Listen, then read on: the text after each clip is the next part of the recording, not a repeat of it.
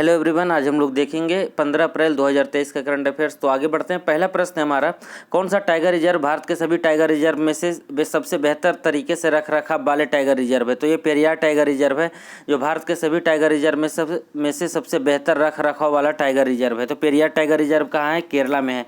तो अब ये जो डेटा आया है ये आया है जो प्रोजेक्ट टाइगर के तहत जो डेटा निकाला जाता है हर एक 4 साल में, उसके बाद आया है। ये प्रधानमंत्री मोदी के द्वारा जारी किया गया है बांदीपुर कर्नाटक में।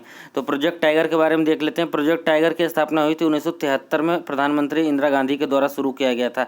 अभी हाल ही में जो टाइगर सेंसस हुआ है उसमें अभी भारत में बाघों की संख्या कितना 3167 है। अब पिछले बार कितना था? 2967 था। लगभग 200 टाइगरों की संख्या इंडिया में बढ़ गया है। अब भारत में अभी टाइगर रिजर्व कितने हैं? 54 टाइगर रिजर्व हैं। तो प्रोजेक्ट टाइगर की स्थापना कब हुई थी? 1973 में हुई थी। अभी भारत में कितने टाइगर हैं? 3167 हैं। और अभी कितने टाइगर रिजर्व हैं? वो 54 टाइगर रिजर्व है। सबसे ज़्यादा टाइगर किस स्टेट में है? ये एमपी में, मध्य प्रदेश में। इसे टाइगर स्टेट भी बोला जाता है। दूसरा प्रश्न है हमारा, कोटिंग इंडिया नामक पुस्तक के लेखक कौन है? तो नंदिनी दास है जो कोटिंग इंडिया नामक पुस्तक के लेखक है। आगे बढ़ते हैं हम लोग। तीसरा प्रश्न हमारा, किस केंद्रीय मंत्री ने जम्मू कश्मीर के रामबन में पीरा कुनफर सुरंग का उद्घाटन किया है? तो पीरा कुनफर सुरंग का उद्घाटन केंद्रीय मंत्री नितिन गडकरी ने किया है। तो हम लोग देख लेते हैं जेएंडके के बारे में।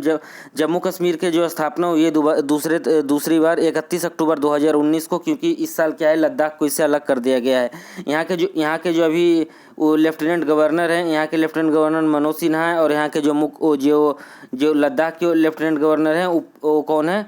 बीडी मिश्रा हैं। तो जम्मू कश्मीर के जो लेफ्टिनेंट गवर्नर है वो मनोज सिन्हा हैं और लद्दाख के हैं जो बीडी मिश्रा हैं। आगे बढ़ते हैं हम लोग। भारत की पहली semi high speed regional rail service को क्या नाम दिया गया है?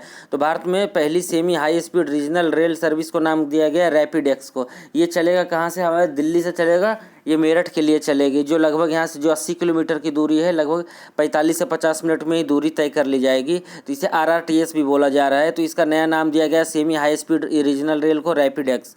अगला प्रश्न हमारा, भारत की किस पड़ोसी देश के साथ बॉर्डर क्रॉस डिजिटल पेमेंट के साथ समझौता करेगा? तो भारत है जो नेपाल के साथ क्रॉस बॉर्डर डिजिटल पेमेंट के लिए समझौता करेगा। तो भारत है जो क्रॉस बॉर्डर पेमेंट के लिए नेपाल के साथ समझौता करेगा। आगे बढ़ते हैं हम लोग। छठा प्रश्न है हमारा, कौन सा शहर 15 साल बाद एशियाई हॉकी पुरुष विश्व कप चैंपियनशिप की मेजबानी करेगा? तो ये चेन्नई है जो 15 साल बाद एशियाई पुरुष हॉकी विश्व कप की मेजबानी करेगा। चेन्नई है जो तमिलनाडु की राजधानी है और यहाँ के मुख्यमंत्री हैं एमके स्टैलिन, यहाँ के राज्यपाल हैं आर.एन. रवि। तो तमिलनाडु के मुख्यमंत्री एमके स्टैलिन हैं और यहाँ के राज्यपाल हैं आर.एन. रवि हैं। और ये 15 साल बाद एशियाई हॉकी पुरुष विश्व कप की मेजबानी करेगा। अगला हम देख लेते हैं कि वर्ल्ड स्टैटिस्टिक्स द्वारा जारी किए गए रैंकिंग में दुनिया के सबसे आपराधिक देशों की रैंकिंग में भारत का स्थान क्या है? तो भारत में इसका स्थान 28वां है। भारत का स्थान 28वां है सबसे आपराधिक देशों की सूची में।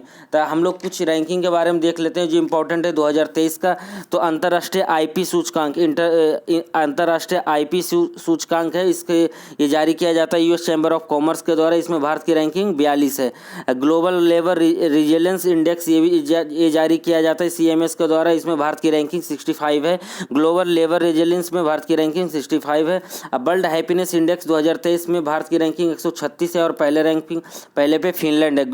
तो वर्ल्ड हैप्पीनेस इंडेक्स में भारत की रैंकिंग क्या है? 136 है। हेनले पासपोर्ट इंडेक्स में भारत की रैंकिंग 85 है और पहले नंबर पे कौन है? पहले नंबर पे जापान है। तो हम लोग आगे बढ़ते हैं। 8वां प्रश्न हमारा, किस राज्य सरकार ने हाल ही में ट्रांसजेंडर समुदाय को ओबीसी का दर्जा दिया है? तो ट्रांसजेंडर समुदाय को ओबीसी का दर्जा किसने दिया है? मध्य प्रदेश ने दिया। मध्य प्रदेश की राजधानी भोपाल है। यहाँ के मुख्यमंत्री शिवराज सिंह चौहान है। यहाँ के राज्यपाल हैं जो मगुभाई छगन भाई पटेल हैं। तो ट्रांसजेंडर समुदाय को ओबीसी का दर्जा दिया गया किसके द्वारा? मध्य प्रदेश सरकार के द्वारा था। जो भी चैनल पे नए हैं सब्सक्राइब कर ले। आगे बढ़ते हैं हम लोग।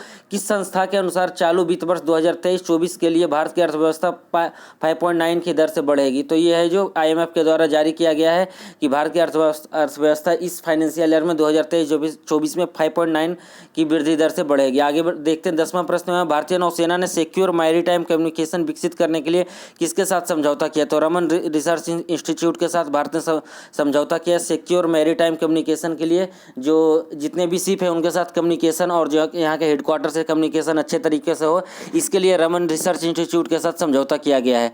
आगे देखते हैं 11वां प्रश्न हमारा, हाल ही में जारी फ्रीडम हाउस इंडेक्स 2023 में दुनिया के सबसे कम आज़ाद देश का दर्जा किसको मिला है? तो ये तिब्बत को मिला है, जो चाइना का ऑटोनोमस स्टेट है, इसमें सबसे कम आज़ाद देश का दर्जा मिला है। आगे बढ़ते हैं हम लोग। 12वां प्रश्न है हमारा, किसने भारत में हरित वित्त मतलब ग्रीन डिपॉजिट इकोसिस्टम को बढ़ावा देने के लिए या विकसित करने के लिए एक फ्रेमवर्क की घोषणा की? तो आरबीआई ने क्या किया है, भारत में ग्रीन डिपॉजिट इकोसिस्टम को बढ़ावा देने के लिए एक फ्रेमवर्क की घोषणा की है। तो आरबीआई का भी गवर्नर कौन है? आरबीआई गवर्नर शशिकांत दास है। इसके अलावा यहाँ पे 4 डिप्टी गवर्नर होते हैं, उनके नाम है टीवी रविशंकर, एम राजेश्वर, महेश कुमार जैन और माइकल देव पात्रा। तो अभी आरबीआई के गवर्नर कौन है? शशिकांत दास हैं। आरबीआई के द्वारा क्या किया जा रहा है कि ग्रीन डिपॉजिट इकोसिस्टम को बढ़ावा देने के लिए एक फ्रेमवर्क शुरू किया जा रहा है। आगे देखते हैं 13वां प्रश्न है हमारा, एशियाई कुश्ती चैंपियनशिप में भारत के जो अमित पंघाल ने कजाकिस्तान के अस्ताना में कौन सा पदक जीता है? तो एशियाई कुश्ती चैंपियनशिप में उन्होंने जीता है रजत पदक जीता है। आगे देखते हैं 14वां प्रश्न हमारा, किस देश ने हाल ही में क्रिप्टो फर्मों को लाइसेंस देने की पहल शुरू की है? तो अल्वा सल्वाडोर है जो क्रिप्टो फर्मों को लाइसेंस देने की पहल शुरू किया है। अंतिम प्रश्न है हमारा 15वां प्रश्न, कि ईरान ने नया घरेलू निर्मित ड्रोन विकसित किया है जो कितने किलोमीटर के दायरे को समाप्त करने के या लक्ष्यों को नष्ट कर सकता है? तो 450 किलोमीटर है जो इसका दायरा है इस ड्रोन का। तो किसके द्वारा विकसित किया गया है? ईरान के द्वारा। ईरान की राजधानी क्या है? ईरान की राजधानी तेहरान है। यहाँ की करेंसी रियाल है। यहाँ की संसद को मजलिस बोला जाता है और यहाँ के जो अभी राष्ट्रपति हैं इब्राहिम रईसी। तो ईरान के राष्ट्रपति कौन है? इब्राहिम रईसी हैं।